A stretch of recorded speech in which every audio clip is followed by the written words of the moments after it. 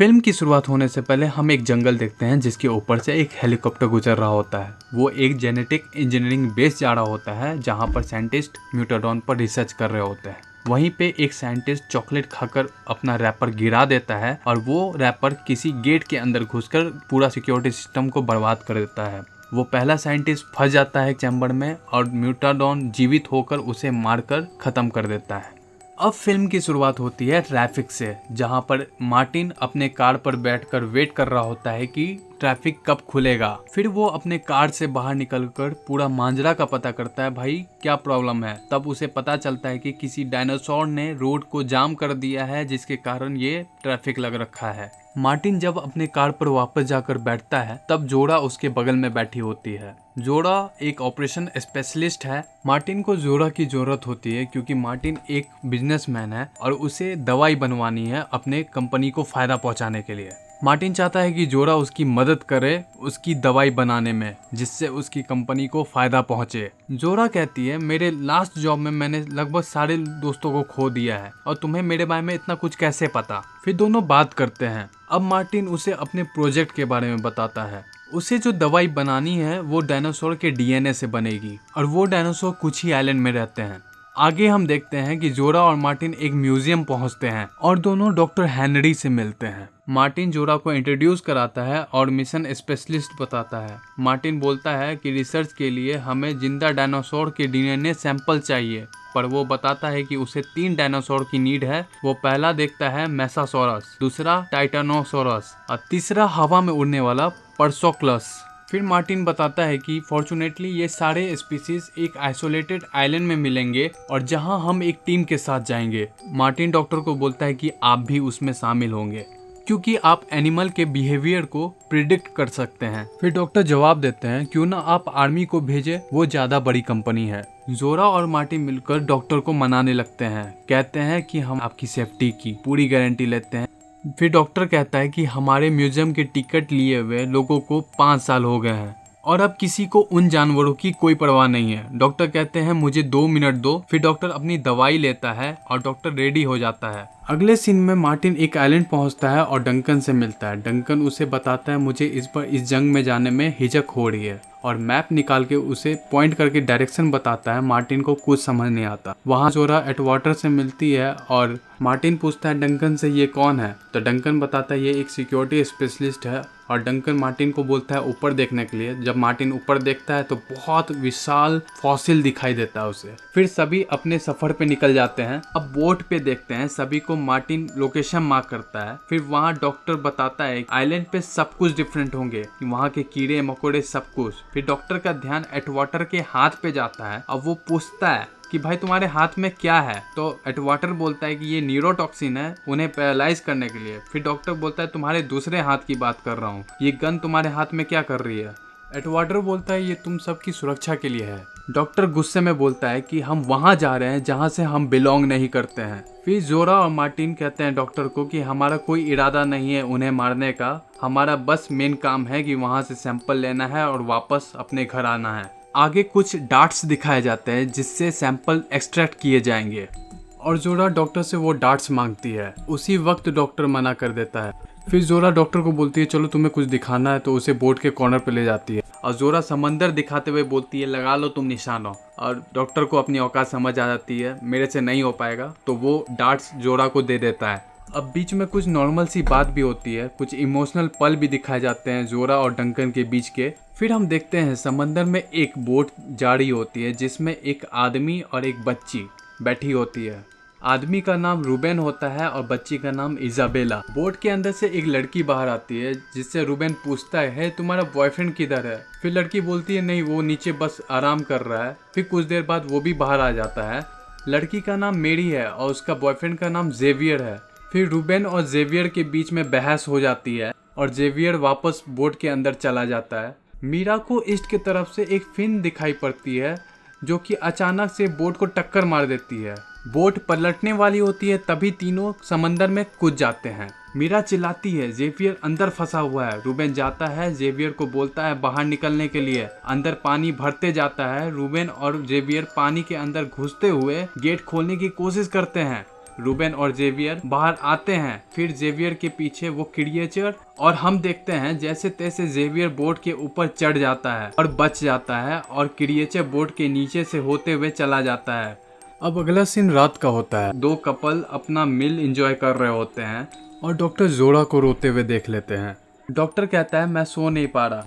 जोरा के हाथ में अपनी बेटी की तस्वीर की पेंडेंट होती है। फिर जोरा और डॉक्टर की बातचीत होती है। आगे हम डंकन को देखते हैं। लेसरिक सो रहा होता है और डंकन अचानक से उसे जगा देता है। फिर डंकन बोलता है अब बस 20 माइल बचे हैं, और जोरा और एडवाटर में बहस हो जाती है रास्ते को लेकर। फिर मीरा और जेवियर देखते हैं कि कोई बोट पास आ रही है, तो वो फ्लेयर गन शूट कर देते हैं। फिर उन्हें बोट पे चढ़ा दिया जाता है और बात होती है कि क्रिएचर ने कैसे हमला करा। फिर मीरा पूछती है भाई तुम लोग यहाँ कर क्या रहे हो। फिर जोरा के मुंह से मिशन की बात निकलने ही वाली होती है, तभी सभी का नजर मैप पे जाता है। कुछ तो पास आ रहा है। तो मार्टिन बोलता है क्या हमने ढूंढ लिया। तो डॉक्टर जवाब देता है कि नहीं, शायद उससे भी कुछ बुरा आ रहा है। फिर अचानक से बोट से कुछ टकराता है और बोट हिलने लगती है और सभी हथियार तैयार करने लगते हैं। तभी डंकन को क्रिएचर दिखता है। फिर अचानक से हम देखते हैं वो क्रिएचर समंदर से छलांग लगाता है और डॉक्टर कहता है वाओ, ये सच में बहुत सुंदर है।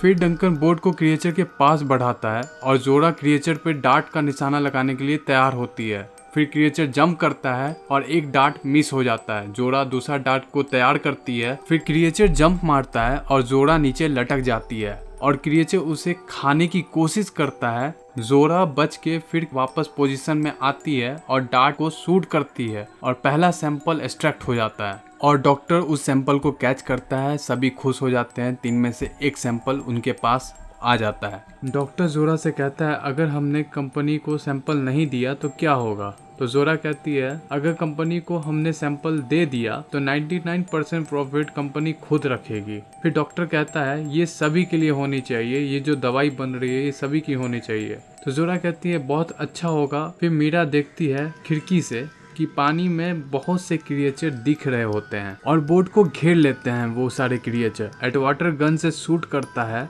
और उसे वो क्रिएचर ले जाता है। फिर अचानक से एक क्रिएचर पानी से जंप करता है और बोट को हिला देता है। फिर सभी पे हमला कर देता है। डंकन अपनी बोट को तेज करता है। यहाँ हम देखते हैं रुबेका को चोट लग जाती है इजाबेला को बचाते हुए। मीरा इमरजेंसी वॉइस मैसेज करने जा रही होती है, तभी मार्टिन उसे रोकने लगता है। मैरी पानी में गिर जाती है। रुबेका चिल्लाने लगता है। जेवियर कूद जाता है उसे बचाने के लिए। साथ ही हम देखते हैं रुबेका और इजाबेला भी कूद जाते हैं। फिर क्रिएचर बोट पे जबरदस्त हमला करता है और एक पहाड़ से बोट को टकराने लगता है। बोट से धुआं निकलने लगती है। डंकन बोलता है सभी को कूदने के लिए पानी में, और आगे डंकन बोट को एक टापू के कोने पे ले जाता है। वहाँ हम देखते हैं मार्टिन पानी के किनारे पहुँचता है और उसके सामने क्रिएचर के पंजे का निशान होता है जो मार्टिन इग्नोर कर देता है।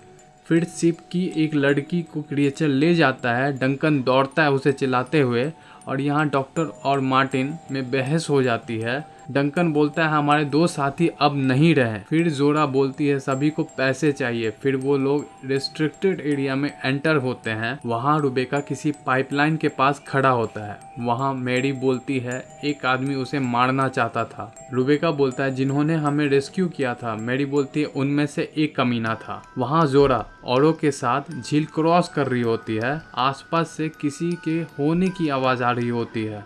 डॉक्टर डंकन को अपना सपना सुनाता है और वो बोलता है कि मैं मरूंगा तो शावर करके अपने शेल्टर में। फिर डॉक्टर मार्टिन को बोलता है पैसे वैसे से मतलब नहीं है, यहाँ जितने भी स्पीसीज हैं 99.9% एक्सटिंक्ट हो चुके हैं और बचना एक लंबी बाजी है। फिर इजाबेला एक छड़ी घिसती है तो डायनासोर का एक बच्चा निकलता है। इजाबेला चिल्लाती है लेकिन रुबेका उसको बोलता है ये प्लांट ईटर है। रुबेका जेवियर को थैंक्स बोलता है मैरी को बचाने के लिए। फिर आगे मार्टिन पानी पीने के लिए जैसे बैठता है तो उसकी नज़र एक पेंडेंट पर पड़ती है, तो वो ऊपर भी देखता है तो ऊपर कुछ खोजने लगता है। फिर आगे के सीन में जेवियर आसपास घूमकर आता है। रुबेका को कहता है अभी और आराम करो, थोड़ा सा निगरानी और करूँगा। रुबेका थैंक्स बोलता है। वहाँ इजाबेला उस डायनासोर के बच्चे को सहला रही होती है। अगले सीन में जेवियर हल्का हो रहा होता है और पीछे से क्रिएचर आ रहे होते हैं। जैसे ही उस पे हमला करते हैं वैसे ही उड़ता हुआ क्रिएचर उस दूसरे क्रिएचर को मार डालता है। वो हल्के होते होते मरने मारने की आवाज़ सुन रहा होता है और वहाँ डंकन को कुछ सुनाई देती है।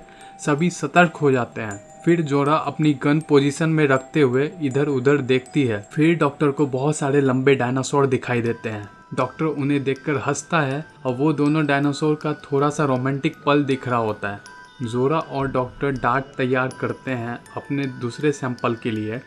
डॉक्टर उस डायनासोर के पैर को छूता है और रोने लगता है। फिर जोरा डार्ट शूट कर देती है डायनासोर पर और सैंपल एक्सट्रैक्ट हो जाता है। डंकन सैंपल कैच करता है और सभी हैरानी से देख रहे होते हैं।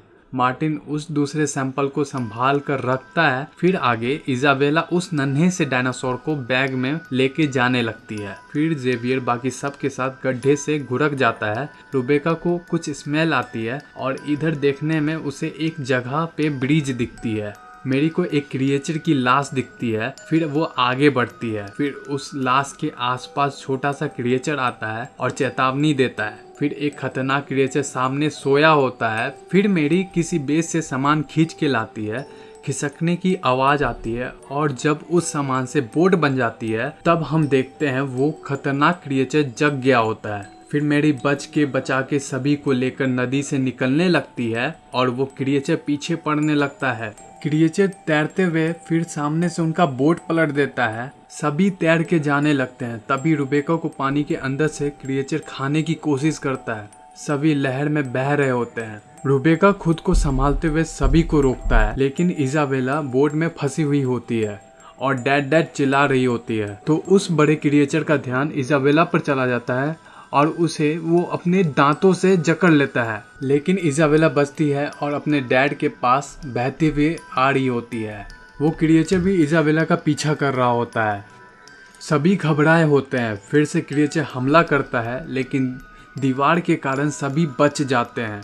फिर अचानक से बोट वापस मिल जाती है। फिर अगले सीन में जोरा किसी झरने पे खड़ी होती है और सभी हार्नेस बांध रहे होते हैं। मार्टिन बोलता है डॉक्टर को, हमें तीसरा डीएनए एक्सट्रैक्ट एक से करना होगा। डॉक्टर बोलता है हाँ, लेकिन डॉक्टर की फट रही होती है ऊंचाई देख के। फिर वो हिम्मत जुटा के नीचे बढ़ता है। फिर जोरा बोलती है, तब ठीक से जा रहे हो ना तुम, अच्छा कर रहे हो। और उतरते ही उन्हें एक गुफा मिलता है। उस गुफा में अंडा भी मिल जाता है, तो उस अंडे से वो सैंपल एक्सट्रैक्ट करने लगते हैं। और उनका एक साथी जब पत्थर पे कील ठोक रहा होता है तभी एक उड़ता हुआ क्रिएचर आ जाता है और वो चिल्लाते हुए क्रिएचर कैब के अंदर आ गया ऐसा बोलता है।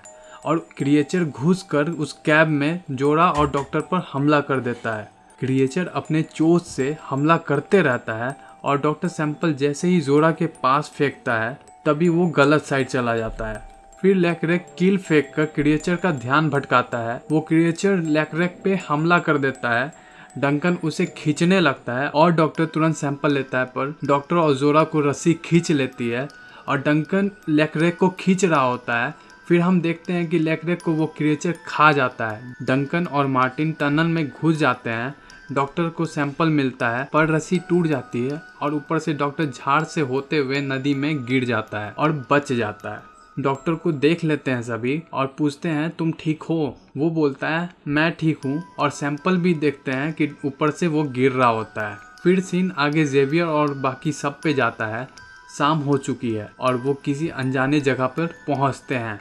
अब देखते हैं जोरा और सभी उसी अनजाने जगह पर पहुंच जाते हैं और जोरा का नज़र नीचे रोबेक और सभी के फुटप्रिंट पे जाता है और जोरा चिल्लाने लगती है, कहाँ हो मैरी। फिर सभी एक दूसरे को देख लेते हैं और सभी मिल जाते हैं। फिर मैरी बताती है मार्टिन ने उसे मारने की कोशिश करी थी। सभी को मार्टिन की सच्चाई पता चल जाती है। मार्टिन फिर गन निकाल लेता है। इजाबेला बोलती है प्लीज कोई मत बोलो। कोई आवाज आ रही होती है। अचानक से उस जगह पे सॉन्ग चलने लगती है और बिजली भी आ जाती है और दो उड़ते हुए क्रिएचर भी आते हैं और उन पर हमला कर देते हैं और सारे लोग बेस के अंदर घुस जाते हैं और लोग दरवाजा बंद कर देते हैं। हम बाहर देखते हैं जोरा और मार्टिन बाहर क्रिएचर से लड़ रहे होते हैं। मार्टिन गोली भी शूट करता है लेकिन सारे मिस कर देता है।